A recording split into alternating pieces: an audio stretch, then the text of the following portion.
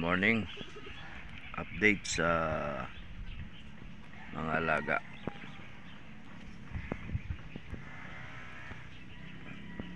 Yung ating mga gapi.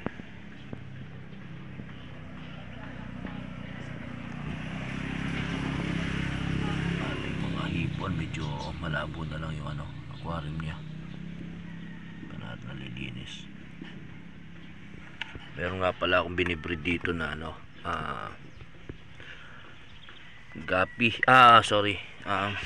beta.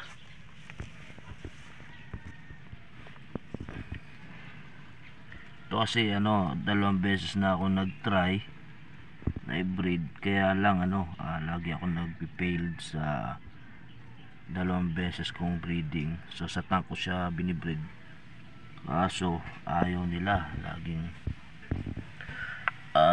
failed yung ko.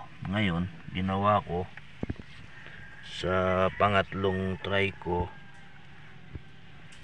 dito sa pond. Diyan marami na siyang bubbles nest.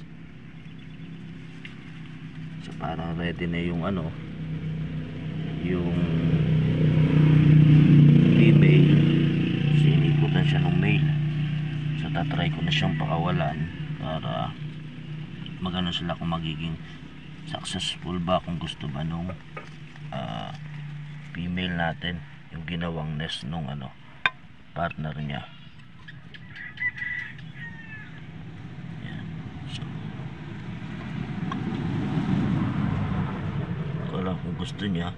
Ito parang parang sa well lang sila nag-breed nito, kaya hinayaan ko na lang, baka ito magiging successful. Pero parang gusto na ng female.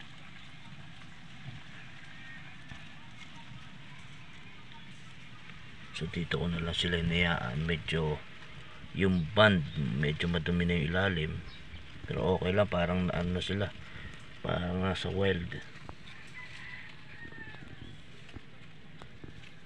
So baka dito maging successful. Ito walang laman ito, kundi ito lang. Na-harvest ko na yung mga gapi dito, pero parang may isa pang natitira, hindi ko mahuli.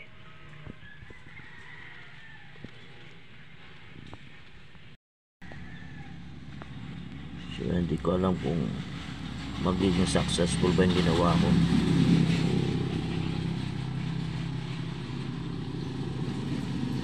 Ito na, parang gusto na nung babae. Chine-check niya yung bubble nest.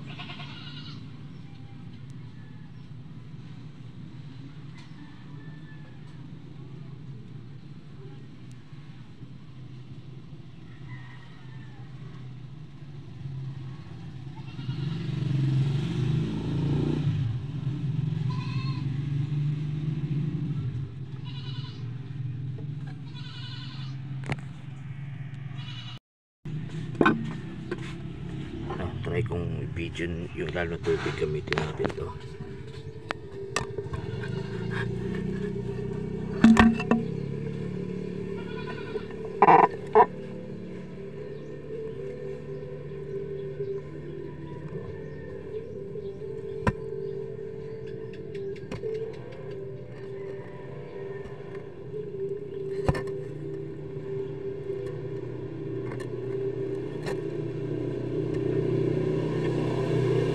Pwede pala.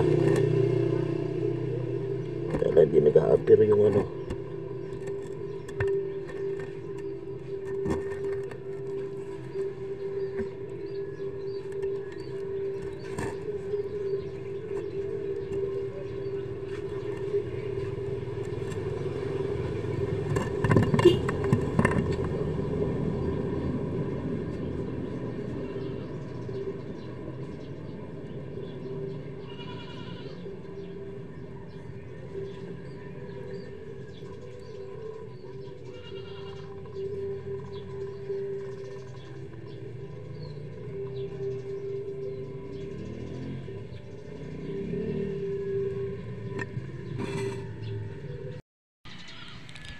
mga body na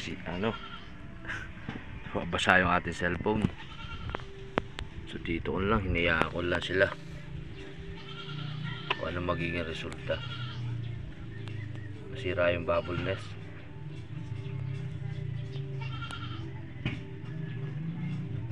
So niakol lang sila dito kung anong magiging result. Bali parang nag-breed na lang din sila ng nung wild. Kasi medyo malawak naman yung pond. Siguro kahit paano makapagpalitaw dito ng beta. At yung mga marami nang kailangan i-harvest dito. So paano mga buddy, hanggang dito na lang muna. Maraming salamat.